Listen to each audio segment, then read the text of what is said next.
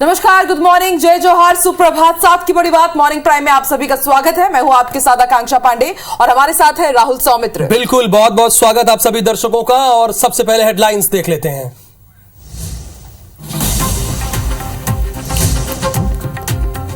छत्तीसगढ़ में धान खरीदी का आज दूसरा दिन। सरगुजा संभाग में आज से शुरू होगी धान खरीदी।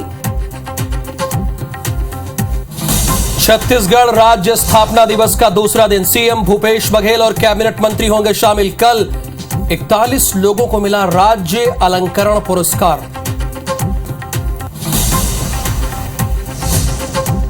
चुनावी तैयारी को लेकर बीजेपी में बैठकों का दौर। रायपुर में महिला मोर्चा, प्रदेश महामंत्री और संभागीय प्रभारियों की होगी मीटिंग। सह प्रभारी नितिन नबीन और अजय जामवाल भी करेंगे मंथन। आज मध्य प्रदेश में मनाया जाएगा लाडली लक्ष्मी उत्सव। लाडली लक्ष्मी पार्ट 2 की सीएम शिवराज सिंह चौहान करेंगे शुरुआत। उच्च शिक्षा के लिए जारी करेंगे पहली किस्त। आज T20 वर्ल्ड कप में भारत की बांग्लादेश से भिड़ंत। साउथ अफ्रीका से हार के बाद अहम हुआ मुकाबला। और आपके पसंदीदा चैनल IBC 24 ने हासिल किया एक और मुकाम। हमारे YouTube चैनल से जुड़े 40 लाख सब्सक्राइबर्स। आप सभी दर्शकों को तहे दिल से धन्यवाद।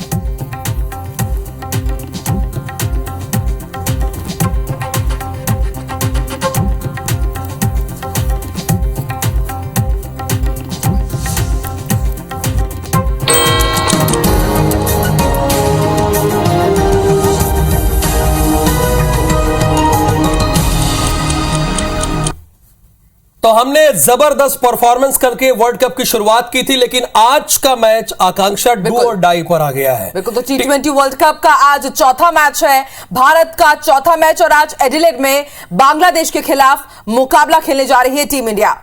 साउथ अफ्रीका से हार के बाद आज का मैच बहुत अहम हो जाएगा। ये दोपहर 1:30 बजे से शुरू होगा मैच। आज जीतने पर सेमीफाइनल की सीट लगभग पक्की। लगभग क्या है, अगर भारत जीतता है तो आप पक्का ही मान लीजिए। बिल्कुल, और भारत और बांग्लादेश के बीच आज मैच खेला जाएगा। दोनों टीमों के बीच ये मुकाबला दोपहर 1:30 बजे से एडिलेड के स्टेडियम में शुरू होगा। आपको बता दें, टीम को इससे पहले दक्षिण अफ्रीका के खिलाफ हार का सामना करना पड़ा था, जो रविवार को मुकाबला हुआ था, जबकि बांग्लादेश ने अभी तक सिर्फ जिम्बाब्वे को ही हराया है। वहीं T20 फॉर्मेट में बांग्लादेश भारत के खिलाफ अभी तक सिर्फ, अगर ओवरऑल क्रिकेट की बात करें तो एक ही मैच जीता है। इन आंकड़ों के आधार पर देखकर यह कह सकते हैं कि आज भारतीय टीम मैच जीत जाएगी। लेकिन बांग्लादेश की टीम भी कम नहीं, और शाकिब उल हसन उनके कैप्टन ने यह बात भी कही थी कि इस वर्ल्ड कप की प्रबल दावेदार अगर कोई है तो भारत है। सवाल यह भी उठ रहा है कि मुकाबले से पहले क्या उन्होंने सरेंडर कर दिया? बिल्कुल, तो साउथ अफ्रीका से हार के बाद आज का मैच बेहद अहम, और इसके साथ ही बारिश के ऊपर भी सबकी नजर बनी हुई है, क्योंकि अनुमान जताया गया है कि 60% वहां पर ऐसा अनुमान है कि वहां पर बारिश हो सकती है। ऑस्ट्रेलिया में जो मैचेस हो रहे हैं, कई मैच बारिश के कारण धुल गए हैं, और ऐसे में अपने ग्रुप पर अगर टॉप करना है भारत को तो आज का मैच जीतना बेहद ज्यादा जरूरी हो जाता है। दोपहर 1:30 बजे से मैच की शुरुआत होगी और हर एक एंगल पर हम भी बातचीत करेंगे। स्पोर्ट्स अड्डा हमारा स्पेशल क्रिकेट बुलेटिन आप देखना ना भूले। ग्रुप 2 के अंक तालिका की अगर बात की जाए तो इस वक्त दक्षिण अफ्रीका टॉप पर चल रही है। बिल्कुल, क्योंकि उसके पास आकांक्षा 5 पॉइंट है। एक बारिश के कारण रद्द हुआ था। जैसा कि आप बता रही थी कि अगर ये मैच धुल जाएगा बारिश से तो भारत के पास भी यहां पर 5 अंक हो जाएगा, तो या और बांग्लादेश के पास भी 5 अंक हो जाएगा। ध्यान दीजिएगा, दर्शकों को भी ध्यान दिलाना चाहेंगे। देखिए, भारत के 4, अगर बारिश होती है तो ये 5 होता है, और बांग्लादेश के भी 5 हो जाएंगे। अगर बारिश नहीं होती है, भारत ये मैच जीतता है तो 6, यानी पहले पायदान पर आ जाएगा, और उसके बाद साउथ अफ्रीका नीचे हटकर दूसरे पायदान पर चला जाएगा।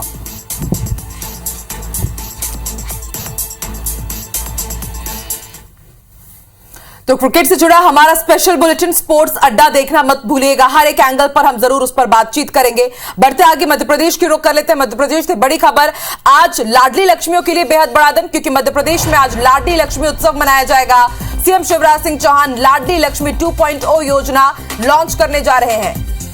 उच्च शिक्षा के लिए पहली किस्त आज जारी करेंगे मध्य प्रदेश स्टेट के चीफ मिनिस्टर। बिल्कुल। और एक लाडली को 12,500 रुपए की पहली किश्त जारी की जाएगी। आपको बता दें, इसके साथ भोपाल में लाडली लक्ष्मी पथ का लोकार्पण भी होगा।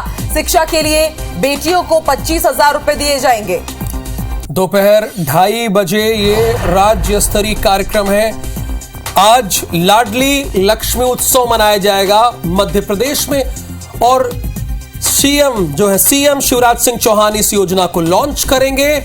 उच्च शिक्षा के लिए, यानी पढ़ाई के लिए, ग्रेजुएशन के लिए, पोस्ट ग्रेजुएशन के लिए आज सीएम शिवराज सिंह चौहान पहली किस्त जारी करेंगे 12,500, और ये ओवरऑल 25,000 की किस्त होगी। बिल्कुल। तो हमेशा से ही सीएम शिवराज सिंह चौहान ने लाडलियों का ध्यान रखा है, और 2.0 इसलिए कहा जा रहा है क्योंकि इससे पहले भी ये योजना अच्छे से चल रही थी। हालांकि कोविड काल के दौरान काफी दिक्कतों का सामना करना पड़ा, लेकिन अब एक बार फिर से इसे और भव्य तरीके से नए स्वरूप के साथ लॉन्च किया जा रहा है। 2.0 लाडली लक्ष्मी योजना इसे नाम दिया गया है। और मध्य प्रदेश में आज बेहद खास दिन, क्योंकि आज लाडली लक्ष्मियों को पहली किस्त जारी की जाएगी उनकी उच्च शिक्षा के लिए। तमाम लाडली लक्ष्मियां भी आज जुड़ेंगी और खास आयोजन भी किए गए हैं। तो आकांक्षा, हमारे सहयोगी विवेक पटैया इसी खबर पर लाइव देने के लिए जुड़े हुए, उनसे विस्तार जानकारी लेते हैं। विवेक, बताइए।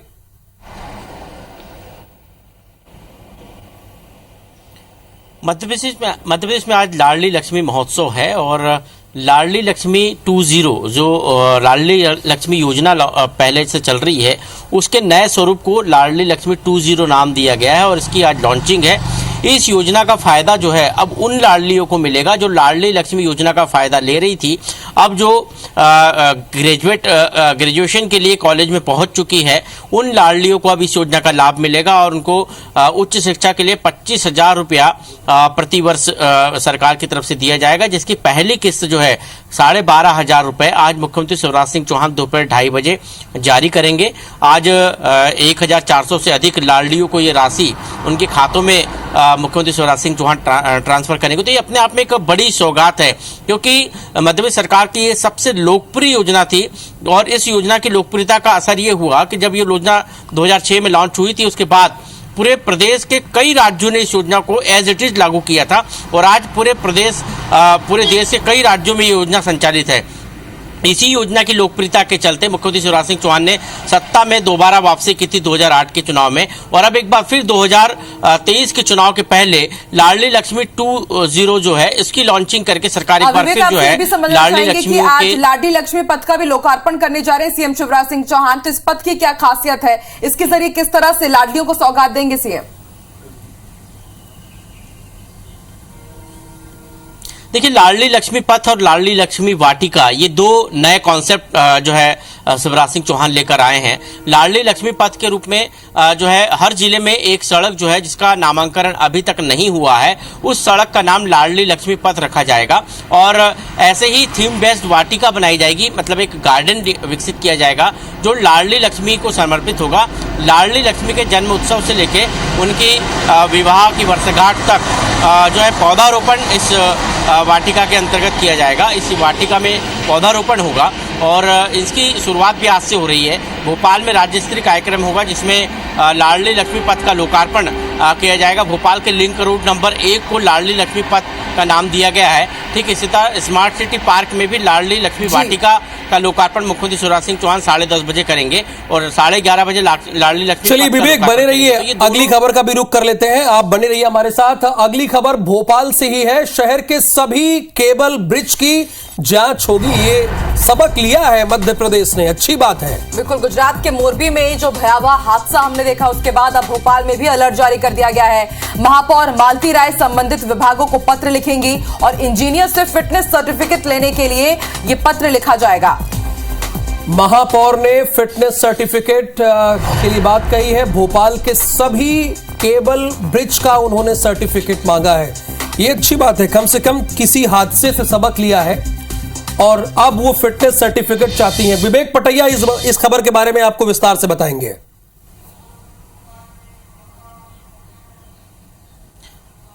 जिस तरह गुजरात के मोरबी में हादसा हुआ, एक दुखद घटना हुई, और कई लोग जो है उस हादसे में शिकार हुए।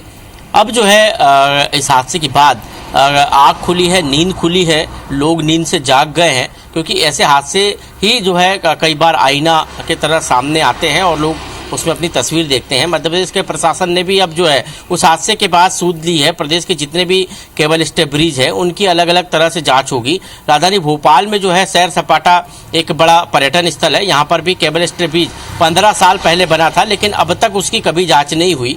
लेकिन अब जो है इस हादसे के बाद उसकी जांच के लिए जो है जिम्मेदारों को याद आई है और अब ये जिम्मेदार जो है इसकी जांच करेंगे। नगर निगम की तरफ से पर्यटन विकास निगम को पत्र लिखा गया है और कहा गया है कि इस केबल स्टे ब्रिज की जांच कर जो है रिपोर्ट सौंपे और पर्यटन निगम जो है इस केबल स्टे ब्रिज की जांच करेगा और देखेगा कि इसकी गुणवत्ता और तकनीकी खामियां किसी प्रकार की तो नहीं है, ये पब्लिक की आवाजाही के लिए सुरक्षित है या नहीं है। इन तमाम खामियों को लेकर, इन तमाम चीज़ों को लेकर जांच रिपोर्ट तैयार करके नगर निगम को दी जाएगी। तो कह सकते हैं एक हादसे के बाद मध्य प्रदेश का नगर निगम और राजधानी भोपाल का नगर निगम और प्रदेश का पर्यटन विभाग जो है जागा है और अब भोपाल सहित प्रदेश में जो भी केबल स्टे ब्रिज होंगे उनकी जाँच होगी।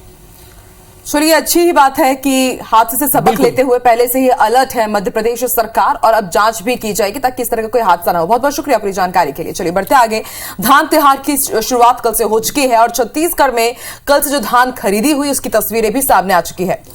सरकार ने इस साल, जैसा कि आप जानते हैं, 1,20,000 मीट्रिक टन धान खरीदने का लक्ष्य है, जो कि अपने आप में रिकॉर्ड है। ये कुल मिला के 6 तस्वीरें हैं। रायपुर, गरियाबंद, राजनांदगांव, डोंगरगढ़, पेंड्रा और खरौरा की ये हम आपको 6 तस्वीरें दिखा रहे हैं। चूंकि सरकार ने एक टारगेट रखा है, सबसे ज्यादा रिकॉर्ड बनाने के चक्कर में धान खरीदी का लक्ष्य उन्होंने रखा है। बिल्कुल, 1,20,000 मीट्रिक टन धान खरीदी। पिछले साल 95 लाख मीट्रिक टन धान खरीदी हुई थी और इस बार और ज्यादा टारगेट। ऐसे में व्यवस्थाएं और भी पुख्ता हैं और ये कल की तस्वीरें हम आपको दिखा रहे हैं 6 अलग अलग जिलों की, जहां पर किसानों में खासा उत्साह देखा गया। कल ही धान त्योहार की शुरुआत हुई है, कल ही धान खरीदी की शुरुआत हुई है। ऐसे में पर्याप्त व्यवस्था वहां पर नजर आई और माना यह जा रहा है कि 15 नवंबर के बाद और भी ज्यादा रुझान देखने को मिलेगा और भी बड़ी संख्या में किसान पहुंचेंगे, क्योंकि अभी भी कई क्षेत्रों में मिसाई चल रही है और कटाई चल रही है। तो आकांक्षा, आज दूसरा दिन है। कुछ जगहों पर आज से खरीदी शुरू होगी, जैसे सरगुजा में आज से शुरू होगी खरीदी। पहले दिन से ही किसान खरीदी केंद्र पहुंचने लगे हैं। जैसा कि आपको आकांक्षा ने भी बताया कि 1,20,000 मीट्रिक टन धान खरीदी का लक्ष्य रखा गया है। दूसरा दिन है। पहले दिन क्या रिस्पॉन्स रहा और कहीं किसानों को कोई परेशानी तो नहीं उठानी पड़ी, ये सारी जानकारी हम अपनी संवाददाता से लेंगे और जानने की कोशिश करेंगे कि क्या स्थिति है। बिल्कुल, सुप्रिया हमारे साथ जुड़ी है। सुप्रिया, अपडेट दीजिए।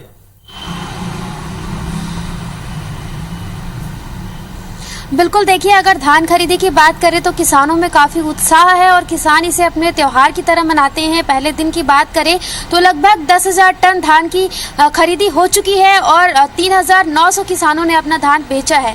आपको बता दें कि पहले दिन इतना ज़्यादा जो मात्रा में किसानों ने धान बेचा है तो वाकई में ये किसानों के लिए उत्साह ही है और उत्साह के साथ किसानों ने धान बेचा है।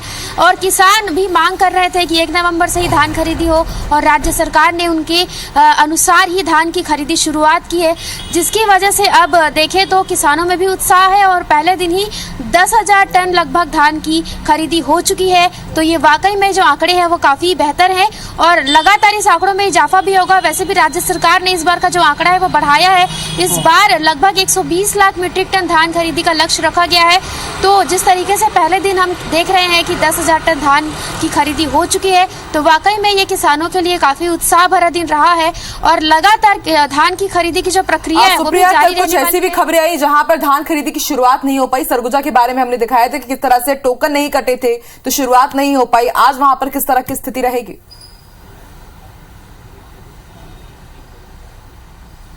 बिल्कुल, देखिए, अगर सरगुजा की बात करें तो आज वहाँ पर स्थिति जो है वो साफ हो जाएगी, सुधर जाएगी, क्योंकि किसानों की जो समस्याएं हैं वो सामने आ रही थी। क्योंकि कल 1 नवंबर था, राज्योत्सव था, तो इस वजह से भी लोग उनको लगा था कि इस बार आज के दिन छुट्टी है, तो इस वजह से भी किसानों को टोकन मिलने में थोड़ी समस्या हुई। लेकिन आज किसी तरह का अवकाश नहीं है, इस वजह से किसान अच्छे से ही धान की खरीदी कर पाएंगे। कल काफ़ी लोग असमंजस की स्थिति में भी थे क्योंकि राज्योत्सव के दिन तमाम लोगों को छुट्टी दिया गया था, तो इसी वजह से असमंजस की वजह से किसानों को टोकन नहीं मिल पाए थे। लेकिन आज किसानों को टोकन मिलेंगे और धान की खरीदी भी शुरू हो जाएगी। बिल्कुल। चलिए, बहुत शुक्रिया। और व्यक्तिगत तौर पे मुझे बड़ा अच्छा लग रहा है, जहां दूसरे चैनल्स ये बताते हैं कि वो फिल्म 100 करोड़ हुई या नहीं हुई, वहां हम बता रहे हैं कि किसानों ने पहले दिन कितना धान खरीदा। तो आगे बढ़ेंगे। आकांक्षा, रायपुर में कल सीएम भूपेश बघेल ने 3 दिवसीय राज्योत्सव और आदिवासी नृत्य महोत्सव का आगाज किया है। बिल्कुल, और इस दौरान उन्होंने साइंस कॉलेज मैदान में लगे स्टॉल का निरीक्षण किया। और आज दूसरे दिन भी सीएम भूपेश बघेल और कैबिनेट मंत्री कार्यक्रम में शामिल होंगे। रिपोर्ट देखिए। रायपुर में छत्तीसगढ़ राज्य स्थापना दिवस कार्यक्रम का रंगारंग आगाज। सीएम भूपेश बघेल ने दीप जलाकर और नगाड़ा बजाकर किया। तो वहीं राष्ट्रीय आदिवासी नृत्य महोत्सव के आगाज के मौके पर सीएम भूपेश बघेल ने गौर सिंह का मुकुट और जनजातीय समूह का प्रतीक मांदर भेंट किया। इसके बाद Indonesia, Maldives, Mozambique, Mongolia, New Zealand, रूस, रवांडा, टोगो और सर्बिया के कलाकारों ने मार्च पास्ट करते हुए मनमोहक नृत्य पेश किया। विदेशों के कलाकारों की प्रस्तुति के बाद सभी राज्यों ने बारी बारी से अपनी प्रस्तुति देकर दर्शकों का मन मोह लिया। अंत में जब छत्तीसगढ़ के कलाकार स्टेज में पहुंचे तो दर्शकों ने जोरदार ताली बजाकर उनका स्वागत किया। वहीं राष्ट्रीय आदिवासी नृत्य महोत्सव के पोस्टल स्टैंप और राष्ट्रीय आदिवासी नृत्य महोत्सव 2021 की कॉफी टेबल बुक का भी विमोचन किया गया। सीएम भूपेश बघेल और संस्कृति मंत्री अमरजीत भगत ने महोत्सव के उद्देश्य की जानकारी दी। सभी प्रदेशवासियों को छत्तीसगढ़ राज्य के स्थापना दिवस के अवसर पर बधाई और शुभकामना देता हूं। साथ ही तीसरे राष्ट्रीय आदिवासी नृत्य महोत्सव के आगाज के लिए बहुत बहुत बधाई और शुभकामना। यह आयोजन कई मायने में बहुत महत्वपूर्ण एवं ऐतिहासिक है। छत्तीसगढ़ आदिवासी नृत्य महोत्सव के रूप में अपनी ऐतिहासिक धरोहर एवं संस्कृति को संरक्षित एवं विकसित करते हुए अतिथि देवो भव के भाव को भी प्रदर्शित करता है। आदिवासी नृत्य महोत्सव के आगाज के बाद सीएम भूपेश बघेल ने रिबन काटकर स्टॉल का भ्रमण शुरू किया। साइंस कॉलेज मैदान में अलग अलग विभागों के स्टॉल लगे हुए हैं। इन स्टॉलों में छत्तीसगढ़ राज्य की तरक्की और समृद्धि को दर्शाया गया है। देखिए, काम करने को तो बहुत बाकी है, लेकिन मुझे संतोष है कि हमारी सरकार ने, चाहे किसान हो, चाहे आदिवासी हो, चाहे मजदूर हो, चाहे महिला हो, चाहे हमारे नौनिहाल बच्चे हों, शिक्षा के लिए, स्वास्थ्य के लिए, रोजगार के लिए जो काम किए हैं वो पूरे देश में मिसाल बना हुआ है। राज्योत्सव के दौरान 3 दिनों तक देश विदेश से पहुंचे 1500 कलाकार अपनी आदिम संस्कृति की झलक प्रस्तुत करेंगे। तो वहीं विभागों के स्टॉल के जरिए प्रदेशवासी छत्तीसगढ़ की तरक्की की झलक का भी दीदार कर सकेंगे। राजेश मिश्रा, IBC 24, रायपुर। चलिए आगे बढ़ते हैं। मध्य प्रदेश ने भी कल अपना 67वां स्थापना दिवस मनाया। मुख्य कार्यक्रम लाल परेड ग्राउंड में हुआ और मंच पर महाकाल लोक की झलक भी दिखाई दी। कार्यक्रम के दौरान सीएम शिवराज सिंह चौहान ने घोषणा की कि शिव महिला की अलग अलग स्थानों पर मंचन होगा। कार्यक्रम में मंत्री उषा ठाकुर, मंत्री विश्वास सारंग, विधायक रामेश्वर शर्मा और महापौर मालती राय, भारतीय जनता पार्टी के प्रदेश अध्यक्ष BD शर्मा भी मौजूद रहे। और इस मौके पर गीतकार शंकर एहसान लॉय ने संगीत की प्रस्तुति दी और नृत्य नाटिका भी प्रस्तुत की गई। प्रथम मान ओमकार, प्रथम मान ओमकार, प्रथम मान ओमकार, देवमान महादेव। IBC 24 की खबर के बाद रायपुर में बच्चियों के अनाथ आश्रम माना SOS बालिका गृह में नाबालिग बच्ची से दुष्कर्म और उसके गर्भधारण जैसे बड़े मामले को छिपाने का मामला सामने आया है। जब इस मामले में बालिका गृह से जुड़े संबंधित अधिकारियों से सवाल किया गया तो उन्होंने गोलमोल जवाब दिया। आकांक्षा, और इस मामले पर पुलिस जांच पर भी सवाल उठ रहे हैं। रिपोर्ट देखिए। रायपुर के माना स्थित SOS बालिका गृह में नाबालिग से दुष्कर्म के बाद उसके गर्भवती होने के मामले को दबाने का मामला फूटा है। इस मामले में IBC 24 ने तत्कालीन कार्यक्रम अधिकारी अशोक पांडे से बात की, साथ ही जिला बाल संरक्षण अधिकारी नवनीत स्वर्णकार और SOS बाला के तत्कालीन डायरेक्टर BSC से सवाल किया, जिस पर सभी गोलमोल जवाब दे रहे हैं। देर से FIR और मामला दबाने के सवाल पर कोई जवाब नहीं दे पाया। नहीं सब आपका जो भी है पुलिस में होगा वहाँ, तो आप जाएंगे ना वहाँ, वहीं मिलेगा वहाँ के। नहीं, उस समय आप और नवनीत स्वर्णकार जी थे, तो आप लोगों ने इसकी शिकायत नहीं करी क्या पुलिस? तो कुछ तो बता दीजिए ना भी आप लोग, क्योंकि उस समय थे आप और नवनीत स्वर्णकार जी, उस समय बाद फिर करके देख लीजिए। नहीं तो ये तो 5 महीने का गर्भ हो गया था बच्ची को, तो किसी को पता ही नहीं चला, बता रहे। CCTV वहाँ पर्याप्त नहीं लगा हुआ था। दरअसल IBC 24 ने बीते दिनों एक खबर दिखाई थी कि महिला एवं बाल विकास विभाग के रायपुर बाल संरक्षण इकाई और बाल आश्रम के अधिकारी मनमानी कर रहे हैं। इन पर ड्यूटी के दौरान दफ्तर में शराबखोरी, नारी निकेतन और बालिका गृह में अनाधिकृत प्रवेश, आर्थिक अनियमितता करने का भी आरोप था। IBC 24 की खबर के बाद जिला बाल अधिकारी नवनीत स्वर्णकार समेत बाल आश्रमों समेत अलग अलग जगहों में पदस्थ 9 लोगों को बर्खास्त कर दिया गया था, जिसके बाद नाबालिग से रेप और गर्भवती होने की खबर सामने आई। रायपुर के माना SOS बालिका गृह में अनाथ बच्चियों को रखा जाता है। ये बालिका गृह सेव अवर सॉइल नाम की संस्था की ओर से संचालित है, जिसमें बच्चियां 8 से 10 समूह में अलग अलग घरों में हाउस मदर यानी एक आया के साथ रहती हैं। इन पर CCTV समेत 24 घंटे आया की निगरानी रहती है। परिसर में पुरुषों का प्रवेश प्रतिबंधित है, लेकिन इस बालिका गृह में बालक गृह में काम करने वाला कर्मचारी अंजनी शुक्ला पिछले साल जून महीने में 14 साल की बच्ची से दुष्कर्म करता रहा। दुष्कर्म की जानकारी अधिकारियों को मिली तो हड़कंप मच गया, लेकिन सभी मामले को दबाने में लग गए। इस दौरान पीड़ित बच्ची 6 महीने की गर्भवती हो गई। तब जाकर अधिकारियों ने पुलिस को इसकी सूचना दी। आरोपी गिरफ्तार भी हो गया, लेकिन NGO और अधिकारियों ने अपनी छवि बचाने इस मामले को दबा दिया। इस मामले में आरोपी तो गिरफ्तार हो गया, लेकिन बालिका गृह के कर्मचारियों से न तो पूछताछ हुई और न ही किसी पर कोई कानूनी कार्रवाई हुई। 13/6/21 की घटना बताए और उसकी रिपोर्ट 26/11/21 को बताए, यानी करीब 6-7 महीने बाद उसकी रिपोर्ट दर्ज हुई थी। यहाँ रिपोर्ट के लिए जब आए तो उसका FIR लिया गया और तत्काल उसमें कार्रवाई की गई। इसमें बच्ची का गर्भ आ चुका था सर? हाँ, 5-6 महीने की गर्भ में थी उस समय बच्ची। SOS के जिम्मेदार ये भी नहीं बता पाए कि आखिर आरोपी ने अंदर प्रवेश कैसे किया। संस्था के लोगों ने बात करने से भी इंकार कर दिया। अनाथ बच्चियों के नाम पर जिन संस्थाओं को मोटा फंड मिल रहा है, जिन अधिकारियों को मोटी वेतन मिल रही है, उनकी नाक के नीचे इनका शारीरिक शोषण हो रहा है और यही इस खबर को दबाने में लगे हुए हैं। ऐसे में बड़ा सवाल है कि इन बाल आश्रमों में बच्चियाँ कितनी सुरक्षित है। क्या ये अकेला ऐसा केस है? ये अपने आप में बड़ी जांच का विषय है। कैमरामैन रमाशंकर के साथ संदीप शुक्ला, IBC 24 रायपुर। तो चलिए आगे बढ़ते हैं। रायपुर के साइंस कॉलेज मैदान पर 3 दिवसीय राज्य उत्सव और राष्ट्रीय आदिवासी नृत्य महोत्सव का आगाज हो गया है।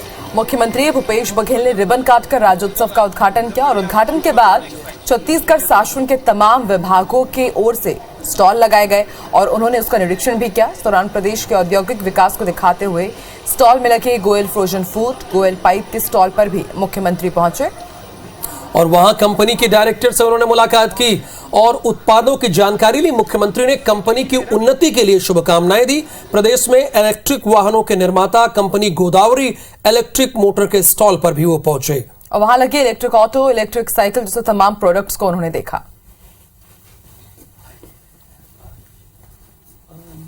छत्तीसगढ़ महोत्सव के मौके पे हमको हमारा प्रोडक्ट शोकेस करने का मौका मिला। CM साहब आए, उन्होंने हमारा प्रोडक्ट देखा। आज उन्होंने हमको थोड़ा इंस्पिरेशन दिया और मोटिवेशन दिया कि अच्छे प्रोडक्ट्स हमारे स्टेट में बने और देश विदेश में बाहर जाए।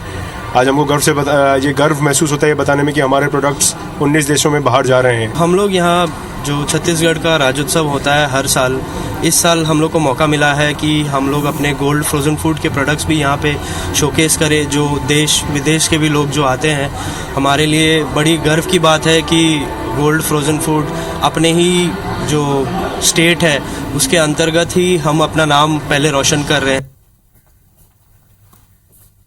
और इसी के साथ साथ की बड़ी बात में फिलहाल इतना ही, लेकिन जाते जाते राहुल बात करेंगे IBC 24 के लिए दर्शकों के प्यार की। बिल्कुल, चूंकि हमारा परिवार में इजाफा हुआ है, 40 लाख के हो गए हैं हम लोग। 40 लाख दर्शक हमारे साथ जुड़ गए। मध्य प्रदेश और छत्तीसगढ़ के नंबर 1 न्यूज चैनल IBC 24 ने आज एक बड़ा कीर्तिमान रचा है। बिल्कुल, IBC 24 के YouTube चैनल ने 4 मिलियन यानी कि 40 लाख से ज्यादा सब्सक्राइबर्स के आंकड़े को पार कर लिया है। पाठकों, दर्शकों और श्रोताओं के सहयोग से सफलता का यह कारवां निरंतर जारी है। IBC 24 अपनी सफलता के लिए अपने पाठकों, दर्शकों और श्रोताओं का बहुत बहुत हाथ जोड़कर आभार प्रकट करता है। आपके सहयोग से हम इसी तरह इतिहास गढ़ते रहेंगे। तो अगर आप कोई भी बुलेटिन हमारे चैनल पर नहीं देख पाते हैं, वक्त नहीं निकाल पाते हैं, तो चिंता करने की कोई बात नहीं है, क्योंकि मध्य प्रदेश छत्तीसगढ़ के सबसे भरोसेमंद न्यूज चैनल का नंबर 1 यूट्यूब चैनल पर आप कभी भी सभी खबरों को देख सकते हैं। बिल्कुल। और आगे देखिए हमर बानी हमर गोट श्रवण तंबोली के साथ।